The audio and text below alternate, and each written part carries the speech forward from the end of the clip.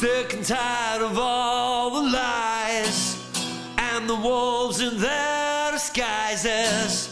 Ain't no truth in the left and right.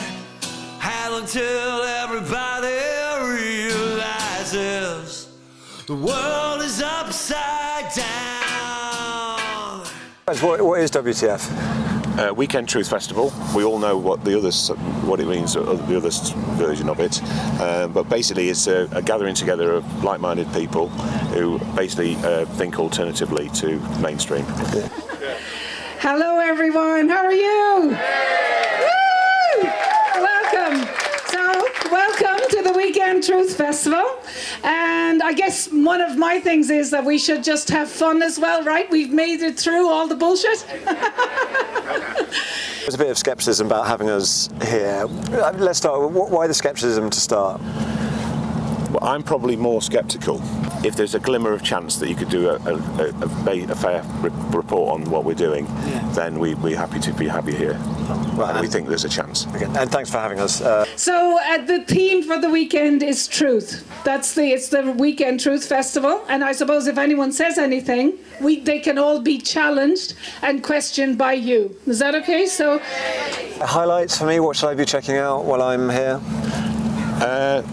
Well, Matt Tissier, he said he's going to give it a honest view of the last 4 years. I had a lot of time on my hands. I was just sat at home doing nothing. We were in lockdowns now, and I thought, something's not right. I'm going to have to go and have a look around here. So I heard a couple of people talking about Bill Gates and you know that he wasn't a particularly nice bloke and he might not be everything that the press are saying that he is. So I thought I'm going to go and have a look at their Bill and Melinda Gates Foundation website. So I went on there and I started having a look at who they're giving their money to. And I was going through these lists and I thought, all these people that they're giving their money to, they're all involved somehow in this so-called pandemic, right? And now he's giving 300 million quid to the media. Why is he giving money to the media? Oh, I know why he gives money to the media, to obviously get favourable coverage. So he's obviously a wrong one because he needs to buy people's opinion. And obviously Katie Hopkins is coming. I can't fail to mention her. And there's Mark Atwood, Dolores Cahill's. She's hosting the whole thing now. And there's loads of great speakers. I can't really specify really, but there's loads of great speakers. In the left-hand side of your brain, you were listening to the words I was speaking, or you're reading it on the screen, right? You were fetching the meanings of the words that you were taught at school, yeah, and then comparing that set of meanings with a list of films you'd seen, and you guessed at Rain Man and Forrest Gump, okay? But they were guesses. Right, so now I'm going to show you the same film in Paleo-Hebrew. The media collectively firstly had synchronized narratives. They would all say the same things at the same time. They weren't separate voices. They weren't independent outlets, independent journalists. They all had the same song sheet. And they weren't interested in journalism. I would like to remember who the enemy is, and this poem was given to me in 2020 when I saw a bunch of people, amazing people, outside the BBC headquarters, calling them out for what they are, paedophiles. Right? The BBC has a statue on the side of the building made by a paedophile, and it shows paedophilia, and it's been there since 1926, and they refused to take it down. They supported Jimmy Savile for 50 fucking years. hello everyone, it's Saturday and we're at the Weekend Truth Festival, and we're very happy in a way that Sky News are here and they're reporters. So I'm just going to ask a few questions of the journalists from Sky News now before I go up and give my talk. How are you? Come on over. So just so you know, you will be, if you portray me or any of us in any way that may be disadvantageous to us now or in the future, that you will be liable for that. They don't want to touch me because I'm actually looking for a precedent. So that's it. Thank you very much.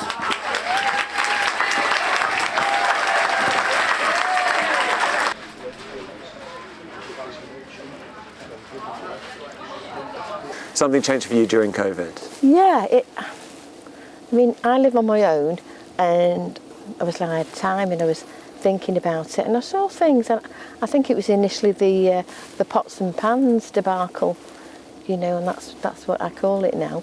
But there are other things. I went to funerals and, you know, I spoke to undertakers and they said it wasn't overly busy, and there were a few things, and it just didn't add up. It just didn't feel right to me. And I'm going to try and explain to you what sovereignty is, and I'm also going to go through and explain to you how the system actually works. And if you can see that, then you'll see the solutions. And the system is incredibly fragile because it's just one giant bluff. So, you know, you shall know the truth and the truth shall set you free. I actually prefer it so you'll know what is true, and what is true shall set you free, because the truth is a legal word. They use that word in legal and try and trap you with that and what they call the truth, because that is just an opinion. So when you go to court and they say, shall you say the truth, the whole truth and nothing but the truth, what they're saying is, give us your opinion, all of your opinion and nothing but your opinion. Being so generous with your answers and your time. It's really great answers. Thank you. Some really good points. And sorry, when I'm asking the controversial questions, it's to sort of push things to their limit rather than me being that. But you guys are just so well spoken, so it's very easy. So thank you. Can I just ask you one question? Yeah. Okay, so you claim that the light paper spread anti-Semitic views. Can you just elaborate? So I didn't say spread anti-Semitic. I said sometimes there are things in there which might be considered like on the far right or anti-Semitic. I didn't say it's spreading. So what specifically was anti-Semitic? We were talking about the Great Replacement theory again. So sometimes when that's talked about, and I can go and get examples sort of later, but like the Great Replacement theory, there's a lot of people who see that as veering into anti-Semitism. So who see that as veering into anti-Semitism, and why? Well, so the idea of a shadowy elite controlling things is sort of quite an anti-Semitic trope.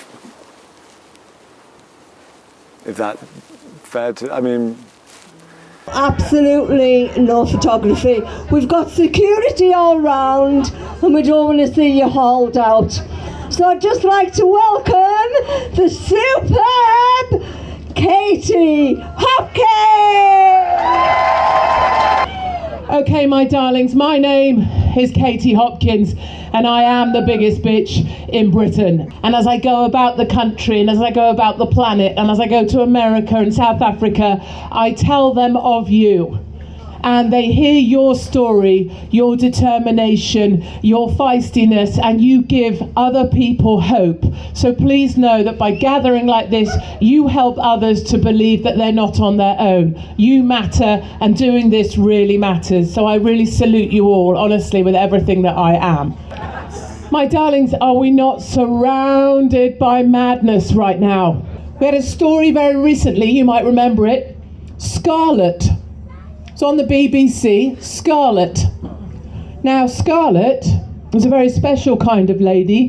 Her cock was coming out the bottom of her shorts. My message for the children is to remember that one of the most important things about being a child and actually an adult is to have fun.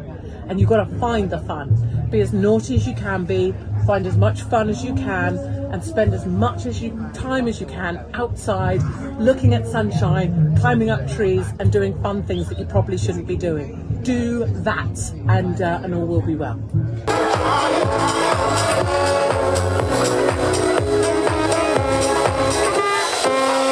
And we say, I do not consent.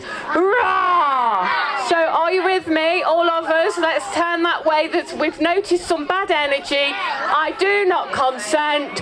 Rah! And whenever I went to the GP, as we know, just given medication, just given really high, doses of antiviral drugs, and they just didn't know what to do. So I kind of went on an exploration myself. Big secret that they don't want you to know is that your body can heal itself. He examined her, I didn't say anything. And I could see him just stop. And he turned around and he went, how on earth did you do that?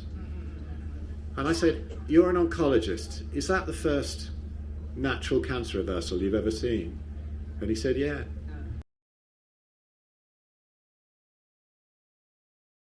Almost everybody is low on B vitamins if they're not eating animal products.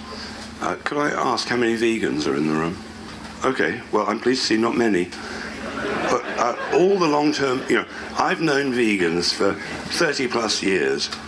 All my friends who are vegan, every single one who was long-term vegan no longer is, because they're having problems, like not being able to get out of bed.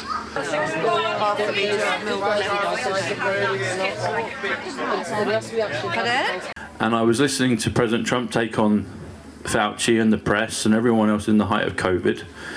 And I did all, I knew the world was going to change and they were going to go through it. They gave us, the lead in from the beginning of 2020, gave us like a 10-week run up. Then it was like, they're fucking going to do this.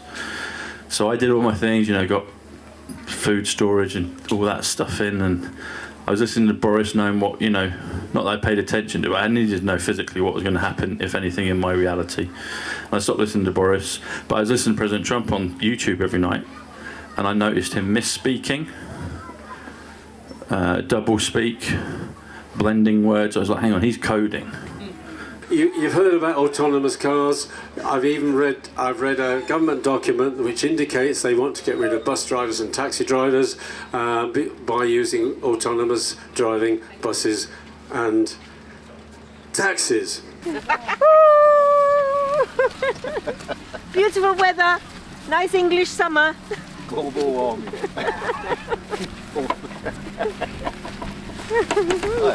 All right, listen. It is bumpity bump. Hello, good morning. Lovely weather again.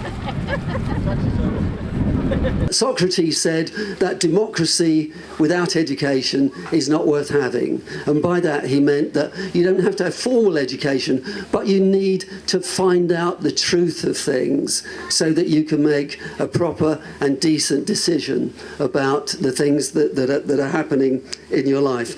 And I think the trouble now is low resolution thinking is encouraged, and I think it's why so many schools and universities should simply be closed down now, and all the staff re-educated, de-brainwashed, and brought back to helping our children and indeed our adults to live a much better and a fuller life.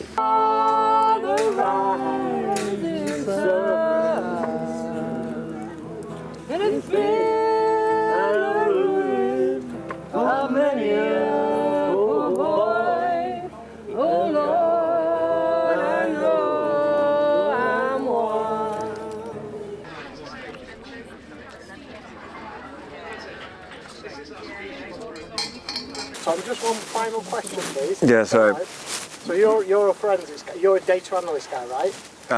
We're covered data and forensics. I wouldn't say I'm a data analyst. Right. Where did flu go in 2020 and 2021? What?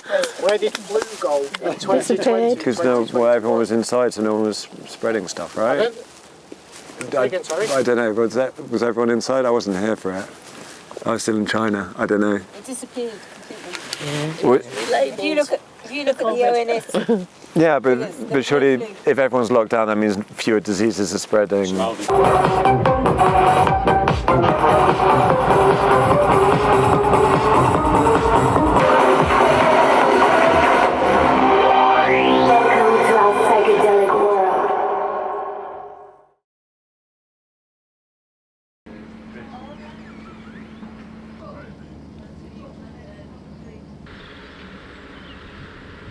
Got failed.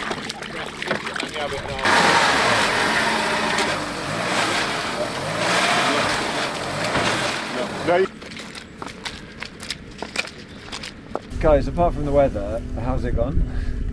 It's been amazing, hasn't it? Yeah. Fabulous. Awesome. Fabulous. Really. How have you found it yourself? What did you think of it? Well, that's actually what I was going to ask about next. So, as we've been talking about, kind of pretty open minded. Some of it's been really interesting. Some of it's been, I would say, like pretty interesting but harmless. And some of it has surprised me. I think two things in particular. One was some of the language used around genocide, for instance, and saying that politicians were guilty of murder, of torturing children. I found that quite extreme, especially with children in the audience a lot of the time. Some of the language felt quite violent to me. I don't know if that felt that way to you. I think I know who you're referring to, but I wasn't in that actual conversation on that one. But I was in the interview that you had with him. Yeah. And he was a victim of the greatest psyop ever perpetrated on mankind, ever.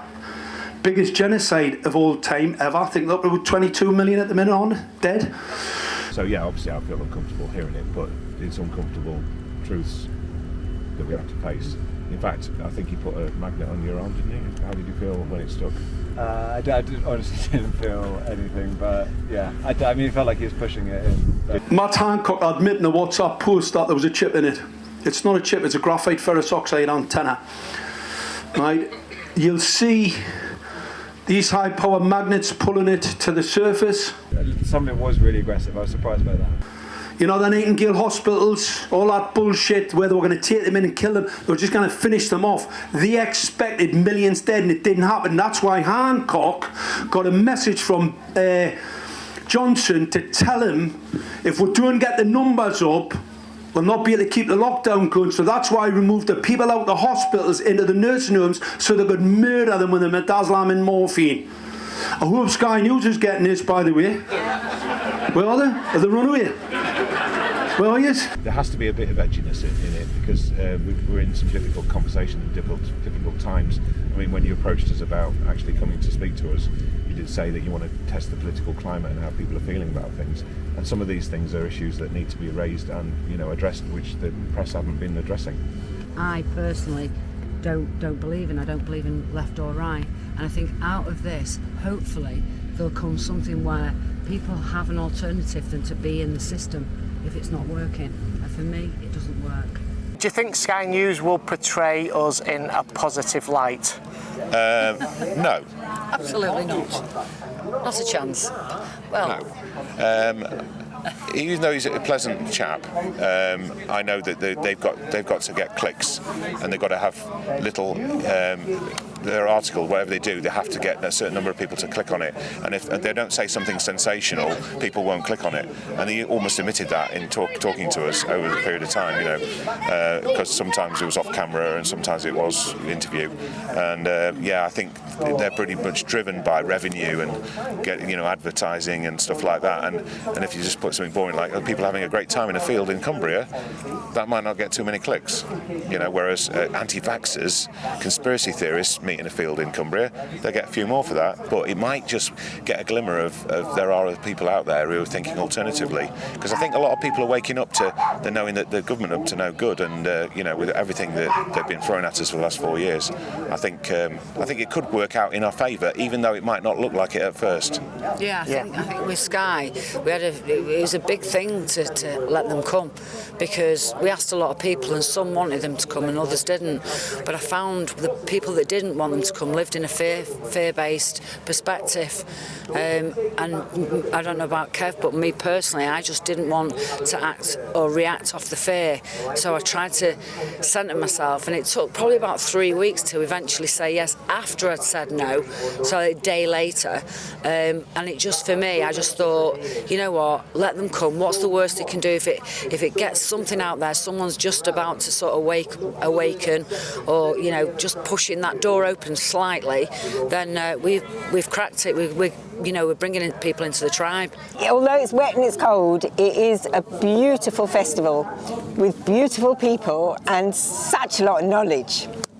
So I just felt that it would be so nice to be in the middle of what I consider to be a wonderful family. The freedom movement was born out of the COVID era, people coming together with their concerns about what was happening and how our freedoms were being taken away from us. Why do you think now, 4 years on, we're still going strong? Because the issues that we had 4 years ago are still there. It hasn't gone away. Unfortunately, humans have got a very short memory, and there's a lot of people who think it's all over, we're all back to normal. And we're not back to normal, it's not all over. And the people who put us through all the...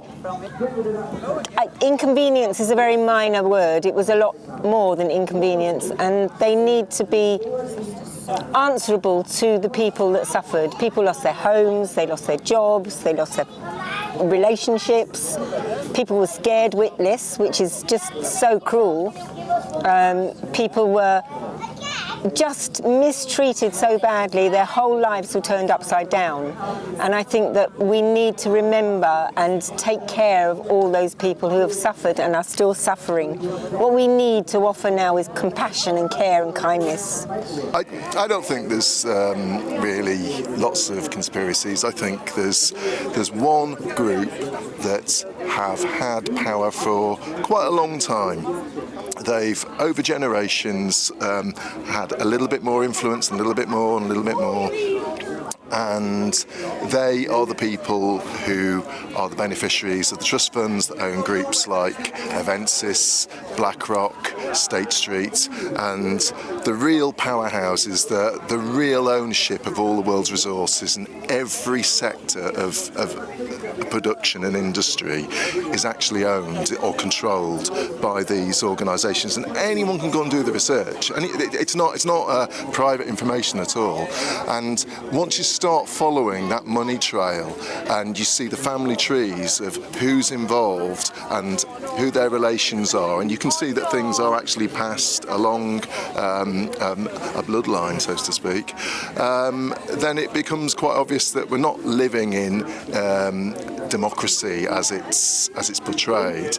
In actual fact, the politicians these days, so many of them, are actually go to the World Economic Forum's training schools. We share some fundamental beliefs. I think we've all seen that the world has changed forever. We've all seen that we've been told some fundamental lies by the powers that be, and we've probably got different views on different parts of this whole agenda that's going on from United Nations, the World Economic Forum, some more deep than others, but ultimately we're held together by the fact that we know that the powers that be don't have our best interests at heart. The freedom movement is inevitable. I mean, it's always been there, but, you know, in order for the magic to happen, there has to be a community and there has to be opportunities for us to connect, because that's how change is going to come. Change isn't going to come with us all being separated, because that's what the agenda is. How's it go? You can stick your new world order up your arse. You can stick your new world order up your arse. You can stick your new world order when the sun don't shine but oughta. Stick your new world order up your arse. Singing we are the 99%. Singing we are the 99%. Singing we are the 90. Together we are mighty. We are the 99%. The Queen should have been arrested in a dressing gown. The Queen should have been arrested in a dressing gown. The Queen should have been arrested in a, 'cause she was such a sinner. Should have been arrested in a dressing gown. You can stay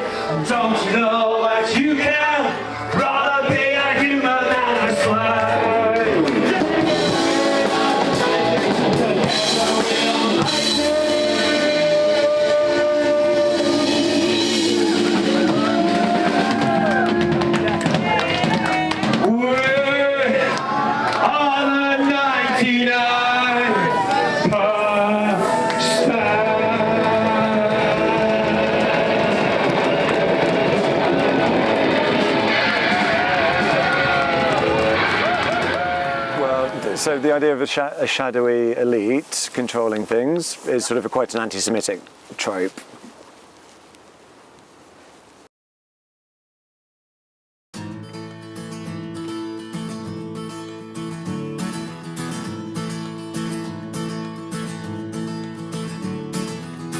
Oh yeah, the truth will set you free, but first it'll freak you out. Lately I've been finding it in words long written down. What we need now is all those who will come alive, who know the whole world will change in the blink of an eye.